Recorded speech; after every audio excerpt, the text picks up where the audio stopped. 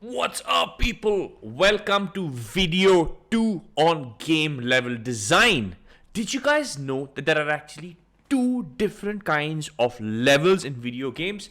There's static levels and then there are dynamic levels. And in this video, I'm going to be telling you about what these are and what the difference is between static and dynamic levels. And you're also going to be learning about what the objectives of level design are, what you're supposed to achieve as a level designer, and you're also going to see the actual process of designing levels. You're going to see this in a game that is being made in the Gamer to Make a program by one of the student teams. So let's go.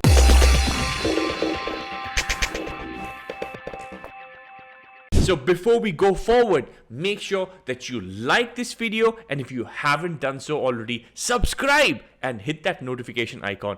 You can also find me on Instagram, where I share lots and lots of tips, tricks, and hacks, and also join the Game to Make a Discord server. All the links are in the description of this video. Now, this is actually the second video in my series about level design. The first video can be found right here, and that's where I talk about what exactly level design is, the difference between game level design and environment art, and also what exactly level designers do. So you might want to also check out that video. Alright, now let's talk about the two different kinds of game levels, static and dynamic. The first kind of level that I'm going to talk about are static levels. Now, static levels are fixed levels that are carefully planned and constructed by a level designer. They can be found in games like Halo, Gears of War, and even mobile games like Angry Birds. Now, these levels are exactly the same every single time you play them. The same sound is triggered, the same bots, the same cinematic cutscenes. Now, these are placed in a specific unvarying sequence, and this sequence provides the gameplay of the game. Right? The second kind of levels in video games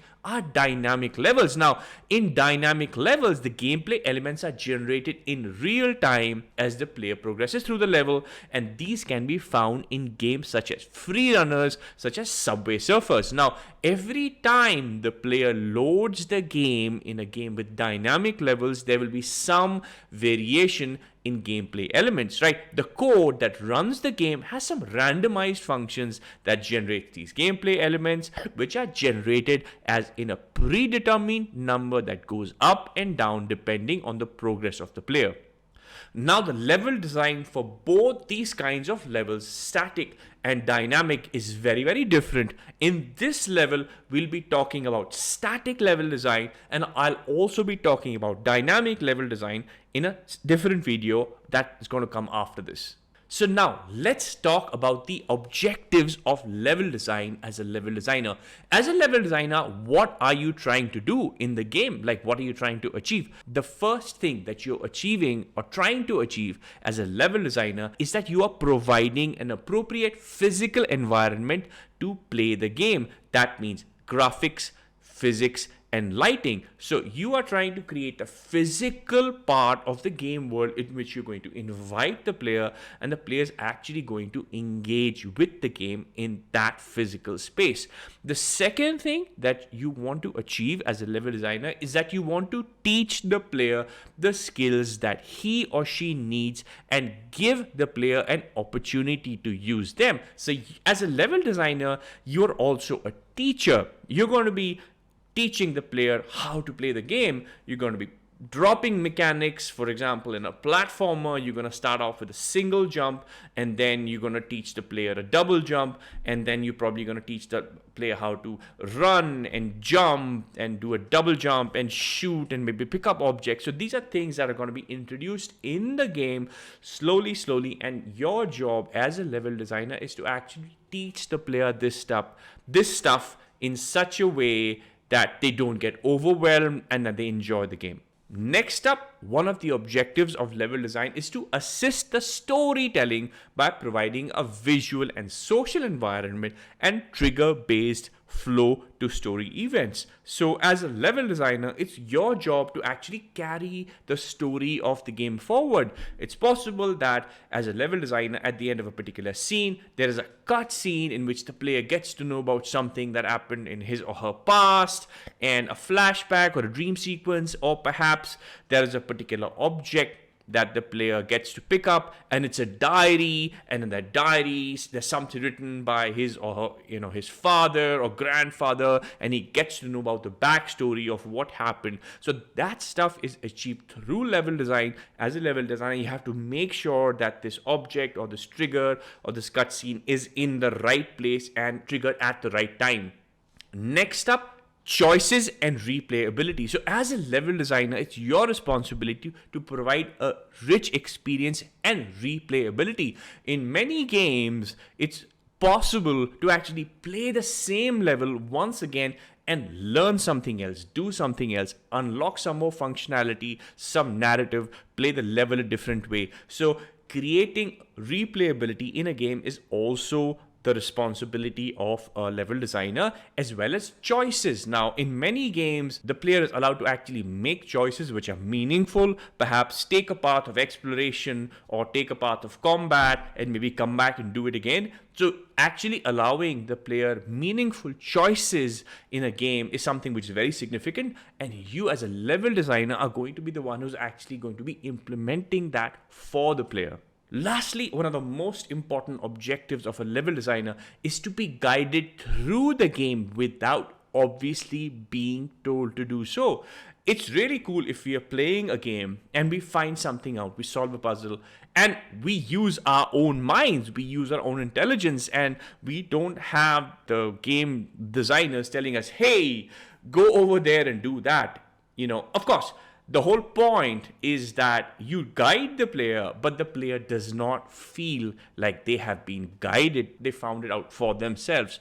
This is an amazing thing to achieve as a level designer, is to actually let the player think that they've found a solution to the puzzle by themselves without obviously being guided by the player, by the game designer or the level designer. So, all right, so now what we're going to do is that we're going to actually get into it, and we're going to actually see a level being designed from scratch by one of the students of Gamer to Maker.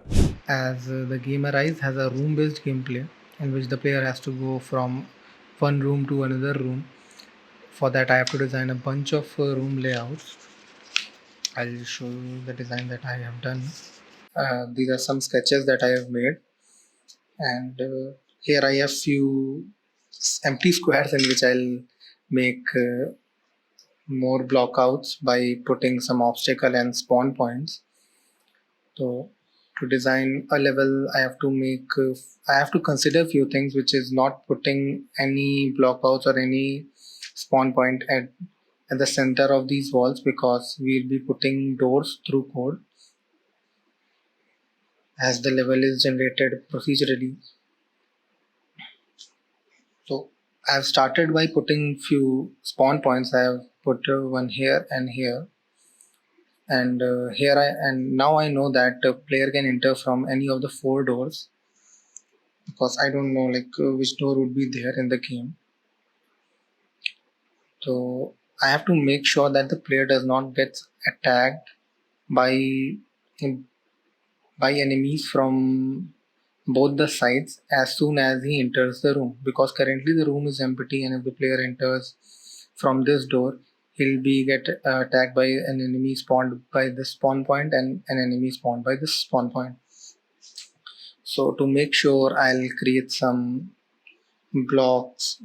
I'll create some blocks which can block this enemy from attacking the player here. So there would be only one enemy facing. The player would be only facing single enemy as soon as he enter, or as soon as the wave starts. He's not overwhelmed with the attacks from everywhere as soon as he gets into another room. I'll do the same thing for all the doors, and that's how I'll create a basic room.